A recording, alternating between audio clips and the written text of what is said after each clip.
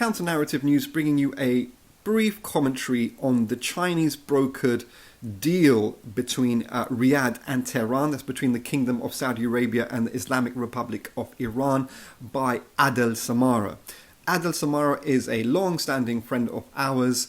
He is one of the leading revolutionary advocates for Palestinian resistance and liberation and analysis as to the affairs of the Arab world and the Middle East as it pertains to imperialism.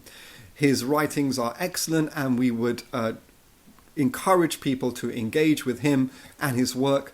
On the Libcom website, you can find a page that features some of his most important articles since the 1980s.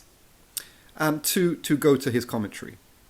He says, the Saudi-Iranian reconciliation statement, as mysterious as it is, does not especially provoke an appetite for analysis. However, those analysing this in a totally celebratory manner make their analysis somewhat meaningful or attempt to present a mirage. There's a difference between something that has happened and understanding it, and on the other hand, instead replacing that with subjective assumptions, especially when the relations of these two parties, that's Riyadh and Tehran, are turning from one extreme to the other, which puts those who have been incited by one regime against the other in a position of, well, why are you doing this now after inciting us against the other party?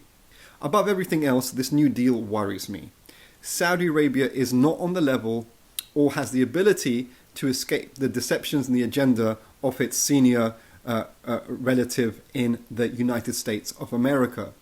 Even fundamentally as a country, it's not like Nasserite Egypt that can stand between these two camps, that's Iranian imperialism and the Arab world.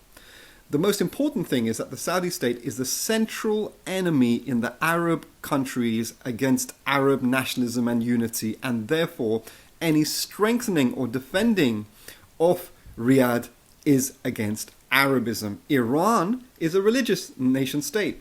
It's her right to be so, and we do not demand it to be as we would prefer it to be. But it is our right to deal with Saudi Arabia as an example, as a negative example for the Arabs. The most dangerous thing about this agreement is that it's developed in such a way that it fuels the Saudi Arabia's approach to claiming that it is the regime that represents all Arabs, similar to how the Saudis term their destruction of Yemen as the quote-unquote Arab alliance. And China is not an Arab country. It's a big country with its own calculations and standards that are undoubtedly better than imperialism, but it's not a philanthropical state, and it's not the China of Mao Zedong. So in this agreement, there may be many winners, maybe losers, but it's danger against Arabism and its project that we must guard against. Therefore, we must remain vigilant against this, and it becomes necessary to read more carefully beyond this moment because we live today and for tomorrow. End of comment from Adel Samara. Some really interesting commentary by Adel Samara there.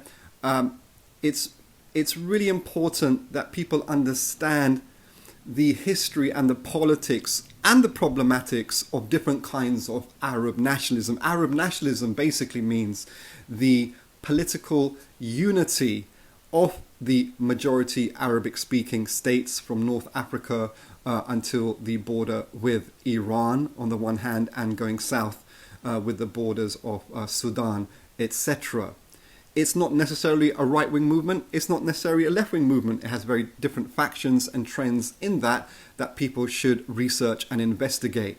It can be, and it has been, a framework of unity and struggle and resistance, but surely it can be improved in its inclusive nature and guarding against infiltration by Eurocentric right-wing ideas, which very much fits into the analysis of Adel Samara here, in which he is guarding in part exactly against that.